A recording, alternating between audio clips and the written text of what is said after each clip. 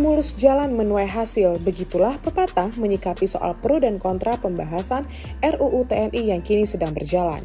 Salah satunya berasal dari kader Partai Kebangkitan Bangsa atau PKB Umar Hasibuan.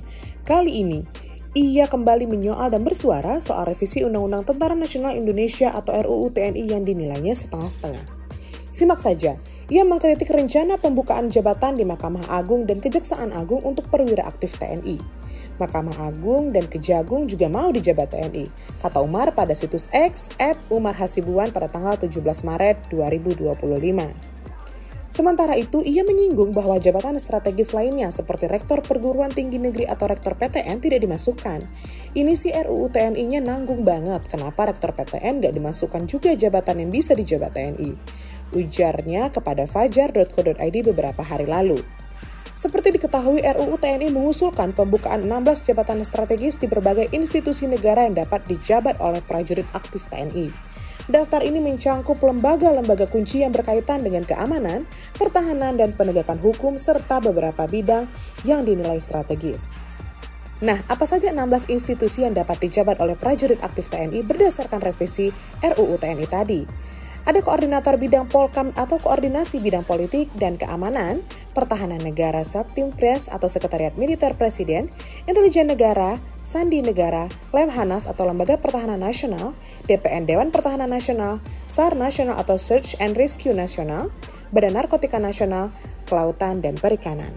Ada lagi BNPB, Badan Nasional Penanggulangan Bencana, BNPT, Badan Nasional Penanggulangan Terorisme, Keamanan Laut, Kejagung atau Kejaksaan Agung, Mahkamah Agung, dan Badan Nasional Pengelola Perbatasan atau BNPP. Itu sebabnya revisi RUU TNI ini menimbulkan pro dan kontra di kalangan masyarakat. Sebagian pihak mendukung langkah ini dengan alasan bahwa prajurit TNI memiliki kompetensi dan disiplin yang dibutuhkan untuk menjalankan tugas di lembaga-lembaga strategis tersebut. Namun, banyak juga yang mengkritik bahwa ini merupakan pembukaan jabatan sipil untuk prajurit aktif TNI karena dinilai dapat mengancam prinsip supremasi sipil dan demokrasi. Berbagai kritik pun muncul terkait pembukaan jabatan di lembaga penegak hukum seperti Kejagung dan Mahkamah Agung. Simak saja, tidak sedikit ada yang khawatir bahwa hal ini dapat mengurangi independensi lembaga-lembaga tersebut dan menciptakan konflik kepentingan. Tak hanya itu, pembahasan RUU Kilat ini juga dinilai memiliki banyak kejanggalan. Tapi Ketua Komisi 1 Utut Adianto meminta masyarakat tidak perlu mengkhawatirkan substansi dalam revisi Undang-Undang TNI tersebut. Alasannya, pembahasan revisi Undang-Undang TNI tidak didasarkan atas kepentingan segelintir orang maupun kelompok. Ia menilai kepentingan merevisi Undang-Undang Nomor 34 Tahun 2004 tentang TNI itu hanya untuk Indonesia. Utut berujar, negara selalu dijadikan orientasi utama dalam membuat undang-undang. Buat golongan tertentu kah? Buat diri saya kah? Ini saya pastikan untuk merah putih, katanya yang ditemui di sela-sela rapat pembahasan RUU TNI di Hotel Fairmont, Jakarta pada Sabtu 15 Maret 2025 lalu.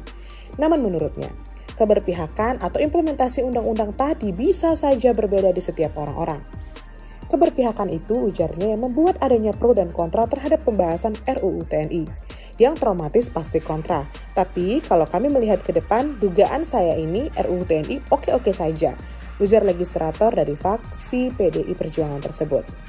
Itu sebabnya, Utut meminta agar masyarakat tidak terlalu mengkhawatirkan substansi dalam RUU TNI ini, dan ia menyatakan bakal bertanggung jawab terhadap perubahan payung hukum Ikhwal Militer Indonesia ini. Please, sesama anak bangsa tidak saling menjelekkan. Kalau orang kayak saya, pasti niatnya baik, kata Ketua Panja RUU TNI Komisi 1 DPR itu seperti diwartakan Tempo.co. Tapi, pernyataan Utut tak mampu meyakinkan koalisi masyarakat sipil untuk reformasi sektor keamanan. Mereka dengan tegas menolak pembahasan RUU TNI yang digulirkan DPR dan pemerintah. Dan mereka juga mendesak agar pembahasan rancangan undang-undang tersebut dihentikan. Secara substansi, rancangan Undang-Undang TNI masih mengandung pasal-pasal bermasalah yang mengancam demokrasi dan penegakan HAM di Indonesia, kata Koordinator Kontras Dimas Bagus Arya pada Sabtu 15 Maret 2025 lalu. Koalisi masyarakat sipil juga mengkhawatirkan revisi Undang-Undang TNI ini justru melemahkan profesionalisme militer. Menurut Koalisi Masyarakat Sipil, ada potensi pengembalian dui fungsi TNI akibat peluasan tentara aktif menjabat di jabatan sipil. Selain itu, Koalisi Masyarakat Sipil juga mempertanyakan alasan DPR dan pemerintah melanggar rapat pembahasan RUU TNI di hotel secara tertutup. Selain bertolak belakang dengan kebijakan negara mengenai efisiensi dan terkait dengan pasal juga substansi yang jauh dari upaya semangat menghapus difungsi militer, kata Andri saat berorasi di depan ruang rapat Hotel Fairmont. Memang, DPR dan pemerintah menggelar rapat tertutup di hotel mewah tersebut untuk membahas rancangan Undang-Undang Tentara Nasional Indonesia. Rapat yang digelar selama 2 hari pada 14 dan 15 Maret 2025 lalu. Inikah yang disebut bahwa saudara tua kembali rindu dui fungsi? Entahlah.